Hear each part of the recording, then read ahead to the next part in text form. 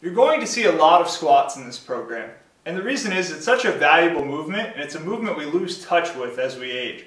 Then, losing touch with it and having that regression in our ability to do it results in a lot of pain, discomfort, and missed opportunity on the performance side of things. Here's a couple things I want you to keep in mind as you're completing a squat, and the first thing is foot position. And your foot position might be different than mine, it might be different than your friends. The best thing you can do is find what works for you, allows you to move with minimal pain or pain-free ideally, and allows you to execute the most range of motion without completely kind of working around mobility limitations that we want to correct anyway.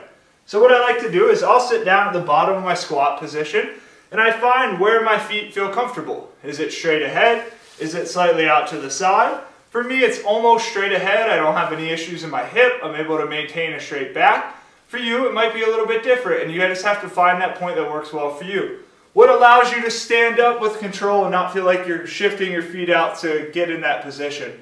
I don't mind feet straight ahead. I don't mind feet slightly turned out. The biggest thing, try not to be in a full outward turn position, because then that's more of a mobility issue that we'd like to correct anyway by squatting, working through the range of motion. So again, find your foot position, then you're lowering down nice controlled, touching that bench. I want your heels to stay down. Okay, finding a good position. You see I can get full range of motion. You might not be there at first, and that's okay.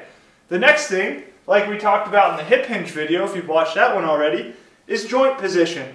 So if your joints start to buckle as you complete the squat, look where that force, this PVC pipe is the force coming out of the ground. You can see that that's going to put a lot of pressure on your knee versus keeping it in a stacked position. Stacked meaning over the frame of my foot. It's sending it straight up. That's something our body likes a little bit more. So what this looks like from a squat standpoint is if you start to buckle on the way down, no good. Try to keep your feet and your knees stacked one over the other. Sitting down controlled, and you can see my knees are not wobbling side to side. It's a nice, steady, controlled movement throughout the knee. Okay? Feet, number one. Joint stacked, number two. Number three, I just want you to control the movement at a pace you can manage and find a depth that works for you. You can see I have a stack of weights here. You could use a bench, a chair, whatever you have. Plyo box works as well. The bench is a great way to just get you to learn the movement or refresh. So for me, I always go back to squatting to some sort of bench or box or stack of weights every few months, just check in on my form and make sure I'm good to go. So you can use this as well to learn the movement a lot quicker because it simulates sitting in a chair, right? We do that plenty of times throughout the course of a day.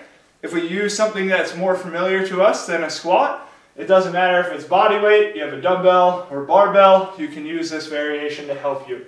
I don't want you sitting on the box, I don't want you completely relaxing on the box or bench or whatever you're using, but it's a good way to make sure you're getting adequate depth on each repetition, allowing you to feel for a target and kind of feel your way through the movement. And honestly, this will correct a lot of issues without a whole lot of thought, because it's similar to us sitting down in a chair or on a bench or whatever else you sit on. Okay? So you don't have to use the bench, you don't have to use this. It's just a great cue to help you learn this movement a little bit faster without me being right there coaching you through all the cues and watching every little thing.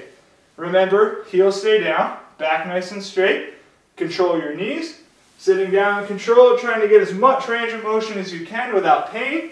And if you do have pain, try to find a point where there is no pain. So even if that's here and back up, that's better than nothing. Find what works for you, right? And then we'll try to progress from there.